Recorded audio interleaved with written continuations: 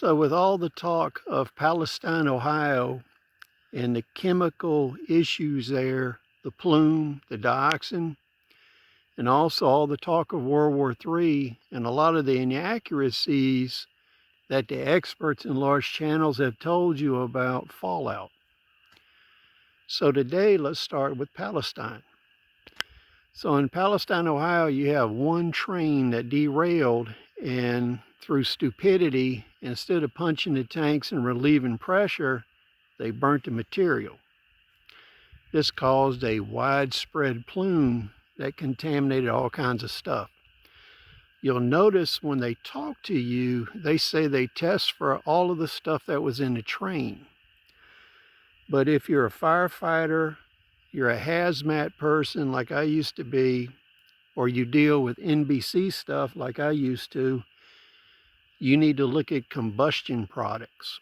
So when this stuff burns, you get different contaminants. So if you went online and you look at the MSDSs for these materials, it would tell you what the combustion products are. And what you find in this case is the dioxin that was produced as a combustion product was worse than anything that was on the train.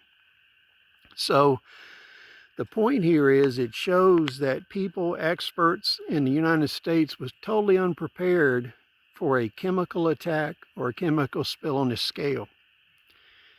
Now, what all the nuclear war experts have failed to tell you is fallout is produced when nuclear weapons are detonated near the ground and they suck up material into the plume, which is irradiated. So when you have air bursts, like you'd have a lot of attacks on cities and transportation targets, the fireball doesn't touch the ground. But what does happen is you have a higher concentration of heat and blast that does reach the ground. So in the aftermath, you don't have radioactive fallout in large portion. You actually have chemical fallout.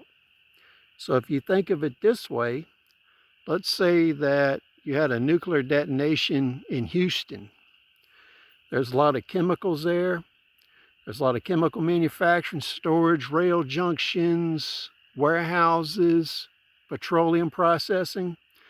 What would happen is the fireball from the heat of a nuclear explosion or a conventional bombing run would set all this on fire and distribute it as a chemical fallout. So when you're planning your nuclear war defense, you need to take into consideration chemical fallout as well as radiological fallout. Because what you're going to find is after a nuclear war, nobody's going to know ahead of time where the fallout from radiation is going to fall or the fallout from chemicals is going to fall. So after the attacks, you would have to be buttoned up for a while. And since you won't have the type of equipment to test for chemical contamination, you'll have to go based on predominant wind direction and also visible signs of chemical poisoning and chemical deposition. So you would look at corrosion, you would look at films on water, you would look at discoloration, and you would look for dead animals. I've been to NBC sites where even the insects were dead, and you had to be in full gear. So this is something to think about.